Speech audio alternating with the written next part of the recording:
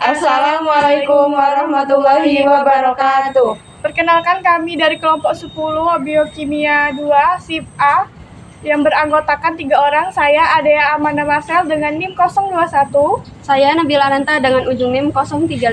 Saya Eksurhani dengan ujung NIM 039. Di sini kami akan menjelaskan tentang ekspresi genetik. Tujuan pembelajaran: mahasiswa menguasai pondasi saintifik materi gen, genom, kromosom, kode genetik, transkripsi, dan translasi. Materi singkat. Ekspresi genetik merupakan proses penggunaan informasi genetik yang tersimpan dalam DNA untuk menghasilkan protein yang dibutuhkan sel. Proses ini meliputi 2 tahap, yaitu transkripsi dan translasi. Pada tahap transkripsi, informasi dari DNA disalin menjadi RNA di dalam inti sel. Selanjutnya, mRNA diterjemahkan oleh ribosom pada tahap translasi untuk membentuk rantai asam amino kemudian menjadi protein. Ekspresi gen diatur oleh beberapa faktor, seperti regulasi gen dan kondisi lingkungan. Dalam kehidupan sehari-hari, proses ini terlihat pada pertumbuhan tubuh, pembentukan warna kulit dan rambut, serta kemampuan tubuh memproduksi enzim pencernaan dan memperbaiki sel yang rusak. Prosedur proyek: 1. Mencari dan mempelajari sumber materi tentang ekspresi genetik. 2. Melakukan pembuatan video mulai dari pembukaan hingga menjelaskan materi tentang ekspresi genetik. 3. Dilanjutkan dengan pengeditan video agar menarik. Bahan atau objek yang digunakan: laptop dan HP. Pembahasan. Gen. Gen adalah urutan DNA yang memiliki informasi genetik mengkode untuk mensintesis protein dan RNA.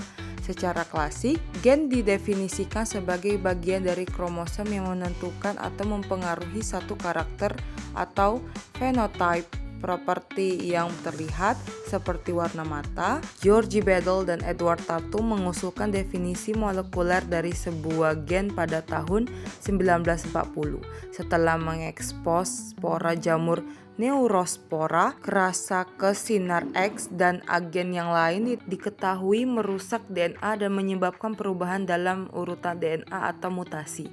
Mereka mendeteksi strain jamur mutan yang kekurangan satu atau enzim lain tertentu, kadang-kadang mengakibatkan kegagalan seluruh jaringan metabolisme.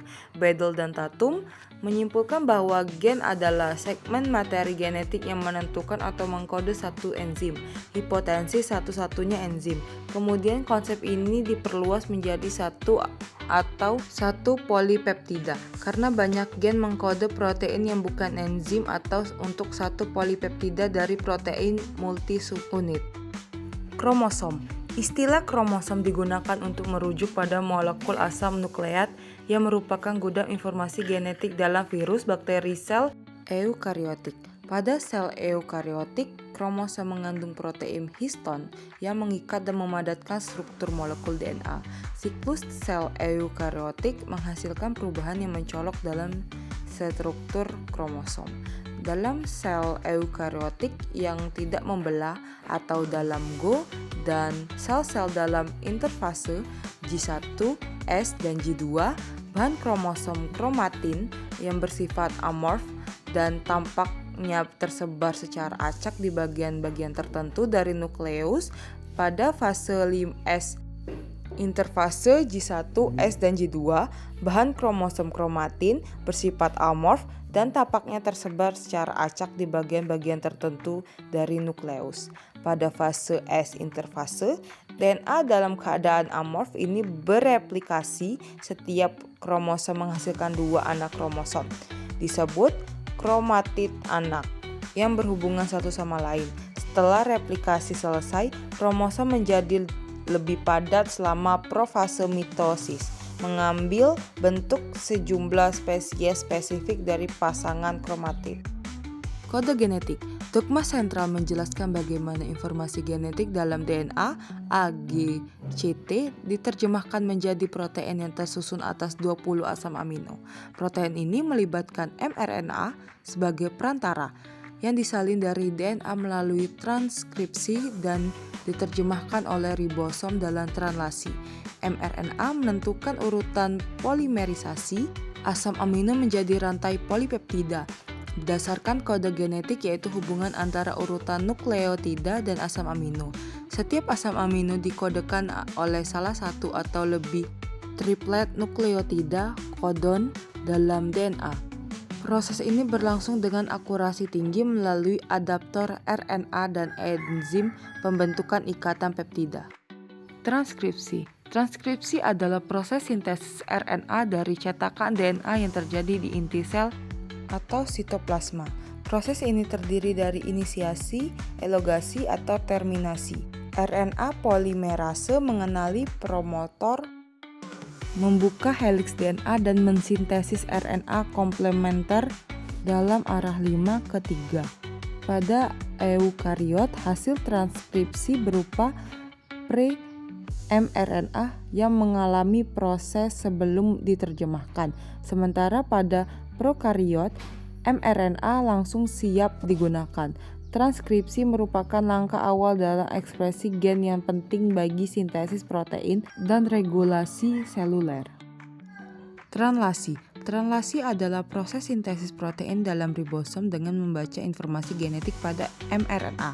Proses ini terdiri dari 5 tahap utama: aktivasi asam amino, inisiasi, elongasi, transminasi, serta lipatan dan memproses pasca translasi. Aktivasi terjadi saat asam amino terikat dengan tRNA oleh enzim amiloasil tRNA sintase. Inisiasi dimulai ketika mRNA berikatan dengan ribosom dan kompleks inisiasi terbentuk. Pada tahap elongasi, tRNA membawa asam amino yang dirangkai menjadi polipeptida. Translasi dihentikan di kondon terminasi dengan bantuan faktor pelepasan. Setelahnya, protein mengalami lipatan dan modifikasi agar berfungsi optimal. Proses ini terjadi di ribosom dengan sedikit perbedaan antara prokariot 70S dan eukariot 80S, tetapi mekanismenya tetap serupa. Kesimpulan. Informasi genetik yang terdapat pada DNA tersusun dalam gen dan diwariskan melalui kromosom. Ekspresi genetik diawali dengan proses transkripsi, yaitu penyalinan DNA menjadi mRNA. Kemudian dilanjutkan dengan translasi yang menghasilkan protein kode genetik pada mRNA berupa kondon menentukan urutan asam amino dalam pembentukan protein. Mekanisme ini terjadi pada organisme prokariota maupun eukariota dengan beberapa perbedaan pada struktur ribosom dan pemprosesan mRNA. Dalam kehidupan sehari-hari, proses ini berperan dalam menentukan sifat tubuh pertumbuhan, serta produksi enzim yang membantu metabolisme dalam mencerna makanan. Sekian penjelasan materi dari kelompok kami. Kami ucapkan terima kasih dan kami akhiri. Wassalamualaikum warahmatullahi wabarakatuh.